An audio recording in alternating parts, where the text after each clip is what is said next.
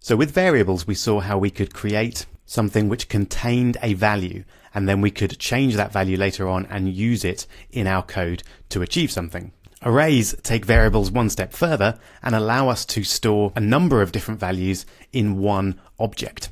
Now that sounds a bit weird until you've seen it in action. So let's just tidy things up a little and create an array. There's a few different ways of creating arrays in JavaScript. I'm going to show you the most common ones here. We actually use the keyword var as before to create them. So arrays are just variables, but different types of variables. And we'll call it my array. And then to tell JavaScript that we want to create an array, we use the command new and then array. And we use parentheses because this is a function which creates an array for us. So now we've got an empty array and we want to fill it with some values. So let's say we want to store some food items in this particular array for some reason. What we would do is we would take my array and specify which entry in the array we wanted to edit. And we normally start with 0. So arrays start at 0. So my array and then square brackets 0. And then we might set that equal to pizza. So just in the same way that we set the value of a variable, we can set the value of one item within an array. So my array 0 is now pizza. Can you set my array 1 to chocolate? Go for it.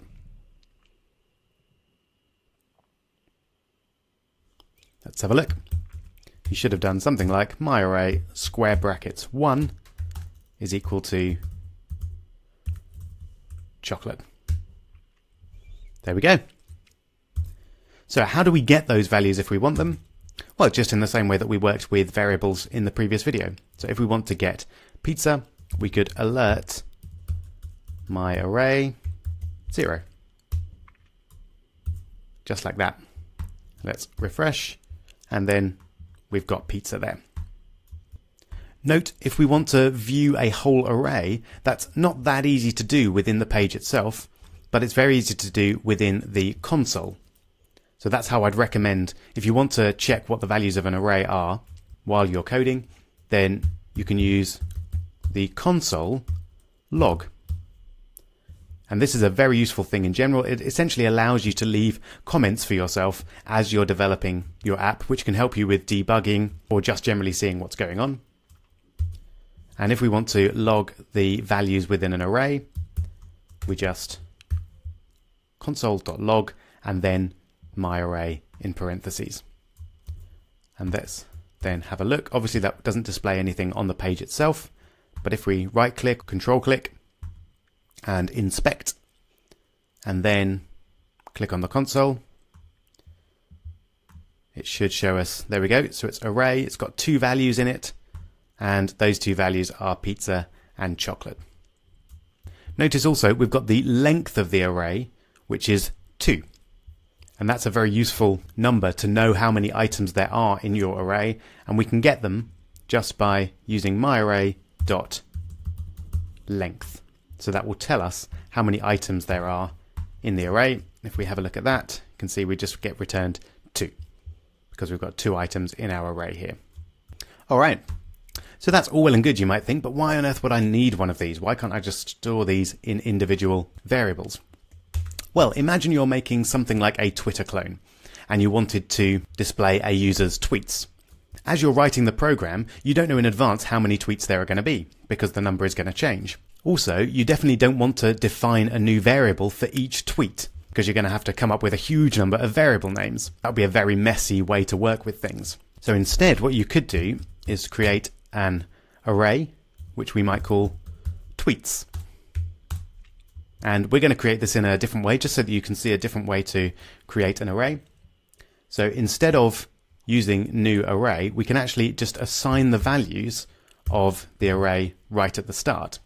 So incidentally, just a pair of square brackets there will create an empty array, so it does the same thing as that line. But if we want to put some values in, we might have, what's the sort of thing people might tweet? Morning everybody, something like that. and they might say, I love coffee, that kind of thing. What a Twitter feed this would be. So now what we've got here is 2 tweets within our tweets array.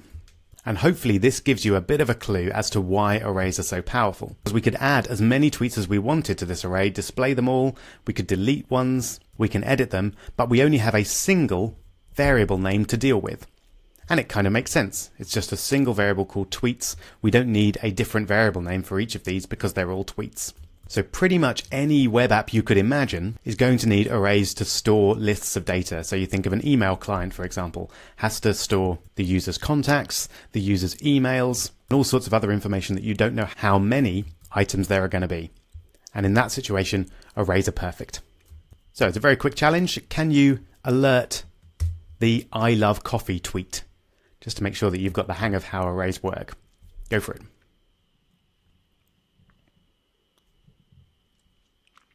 All right, hope you did it.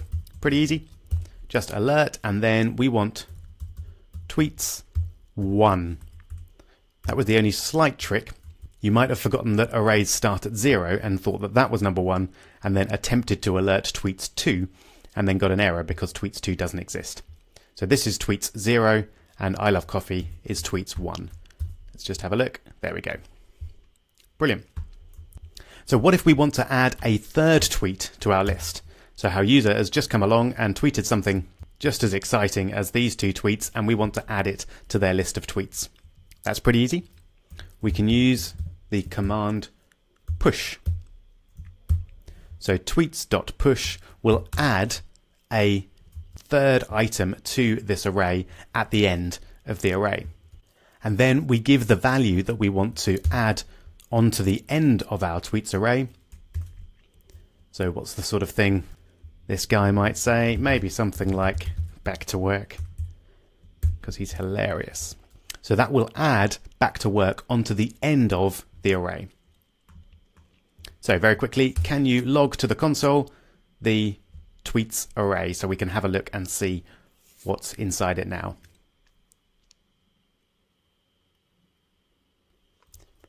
Hope you remembered that it's just console.log and then whatever we want to log. So in this case, the tweets array. So let's take a look, refresh the page, and then control or right click and inspect. And there we go.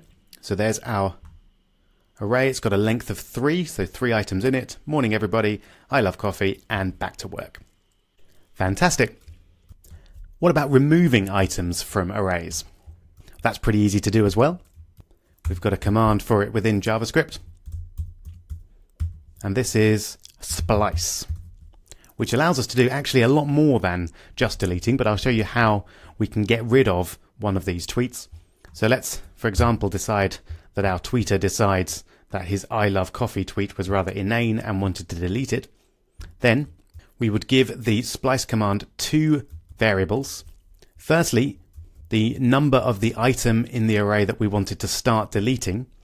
So remember, morning everybody is the 0th item. I love coffee is number 1 and back to work is number 2, just as it says over here on the left.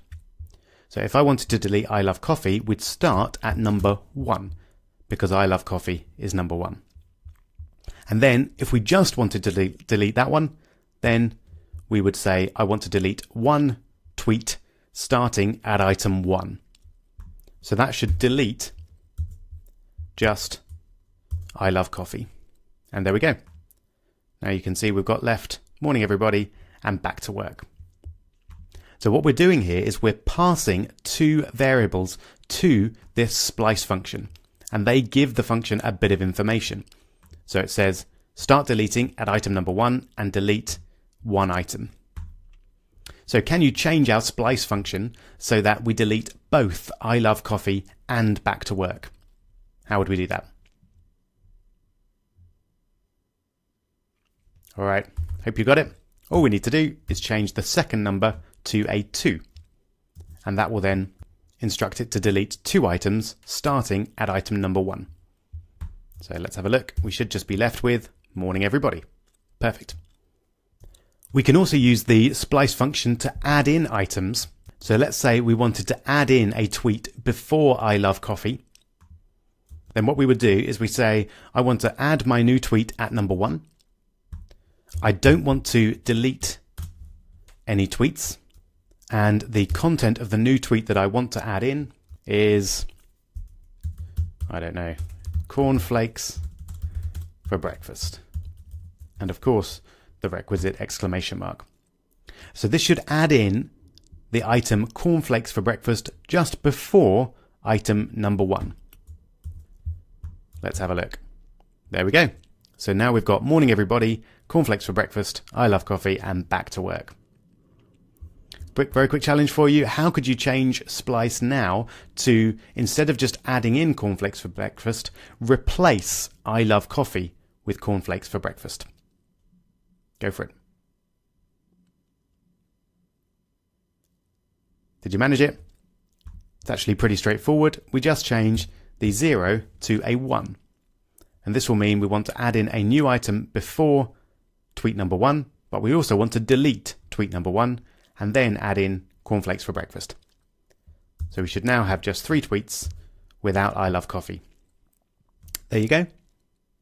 And you can add in as many items as you like here as well. As many inane tweets as you can imagine, just by separating them with commas. So if our tweeter felt that cornflakes for breakfast wasn't enough information, he might add a num num tweet immediately after. Let's have a look. There we go. So we've now got morning everybody, cornflakes for breakfast, num num, and back to work. Alright, there's a huge amount more that you can do with arrays, but that's as far as we're going to go for now, because I don't want you to have to memorize lots of different array functions, but as we need them, we'll come back to them and see what else we can do with arrays. You'll notice that what we've got here is pure code. We don't actually have any content in our page at all. And increasingly in the JavaScript section and the next section, we're going to be looking at more complex code to do more advanced things. And this is really what programming or coding is all about. It's not so much about the layout of your page as the logic behind it. And that's where things get really powerful and I think really exciting. And talking of logic, we're going to learn our first logic command in the next video, and that is the if statement. See you there.